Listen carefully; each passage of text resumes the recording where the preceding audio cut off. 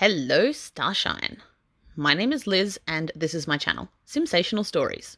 If you have not seen my videos before and you enjoy this one, please like and subscribe. And maybe check out my Facebook page, where this whole thing began, as well.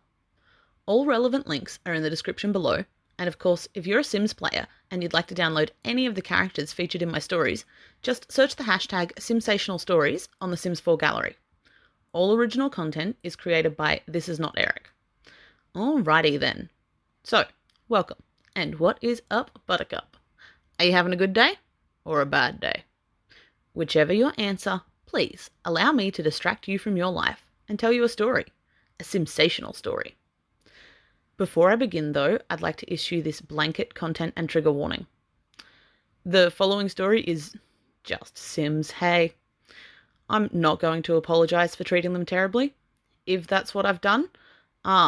But I do want to assure you now that although I mean absolutely no harm, I completely understand if you feel unable to consume my content. Many loves, and we will catch each other on the internet elsewhere. Okay, so now we've got that over with, let's go. Today's story is from Kelly-Anne Kalthis and Co., and we're at chapter 6. If you have not seen previous chapters and would like to catch up, there are playlists available on my channel so you can hear the entire story in chronological order. The rest of us are going to move on from where we left off last time though. So without further ado. Kelly-Anne Kalthis gave birth to her 4th child, a baby girl she named Carissa, just 1 week after Nicholas had left her at the altar. She was a beautiful little girl, with her mother's violet eyes and her father's cheeky smile beneath dark brows.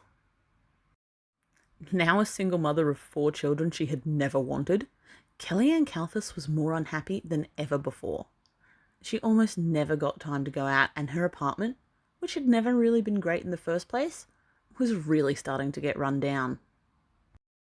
With the apartment in the shape it was, Kelly-Anne found herself calling the landlord, Gino Grubb, almost every week. Grubb was a self-absorbed, money-hungry bastard, but he liked Kelly-Anne and had always let her slide when her rent was late, which it often was. It was a dark time. Kelly-Anne had always hated children, and she'd never planned to be a mum at all. Her whole life was a nightmare. She was supposed to be a hot, successful social media star by now, but instead she was just another poor single mum in a shitty apartment in the city, crying alone to herself as she ate cake in the middle of the night. At least she had Kelsey to rely on. The eldest of her 4 siblings, Kelsey had been growing up faster than her own mother had realised. She was already in school. One moment she was a toddler, screaming for attention. The next she was a little girl helping to pick up around the house. And it wasn't just around the house that Kelsey helped out. She was always right there by her mother's side, helping with her little siblings, keeping one baby quiet while Kelly-Anne fed or changed the other. Sometimes Kelly-Anne wondered if it was too much responsibility for the little girl. Kelsey loved looking after her little brothers and sister though. She'd always been a fussy toddler and was still inclined to be a bit of a perfectionist, but she was kind and generous and just wanted to do anything she could to help her mummy out. By the time Carissa was a few months old, it was Kelsey putting the kids to bed at night. Despite her early misgivings, Kelly-Anne soon felt comfortable leaving Kelsey at home in charge of the rest of the kids. She may have only been a child, but she was mature for her age. And she did so much already after school. What did it matter if her mother was there or not? So while Kelsey stayed at home with the kids, Kelly-Anne went out with the landlord. Gino Grubb wasn't exactly the most attractive man she'd ever dated, but he always paid. And at this point in her life, Kelly-Anne knew she couldn't be that fussy. Besides, he thought she was beautiful, and it had been a long time since Kelly-Anne had believed that from a man.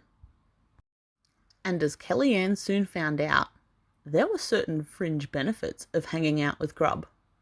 In one of his many maintenance visits, he offered to waive her rent that week, since he knew she'd been having such a hard time lately with all those kids. Landlord Gino Grubb never asked Kelly-Anne to pay her rent again. She was his girlfriend now, and as much as he loved money, It just wouldn't feel right for him to be taking it from her when he knew how hard her life was already, looking after all those kids alone. Chino wasn't wrong about it being hard. Even with all of Kelsey's help, Kelly-Anne often felt overrun and overwhelmed by caring for her 4 kids. She had had such different dreams for her life. And now her favourite food was grilled cheese because it was fast and easy, and the kids would all eat it. But Gino was making it easier for Kelly-Anne. She was very grateful for his support, which had graduated from free rent to a weekly stipend, only $50, but still, that he insisted she spend on herself. She couldn't believe how lucky she was. And Gino Grubb, for his part, also felt very lucky. He'd never been very good at flirting, and although he'd never let her know this, Kelly-Anne was his first girlfriend ever. He'd never even been with a woman before Kelly-Anne, and as a result, he was suitably stricken with his first love. The lines were definitely a little blurry as to who was taking advantage of whom. The tenant, poor but sexy and sad single mother Kelly-Anne, or the overweight, lonely, shy and awkward, once virgin landlord Gino.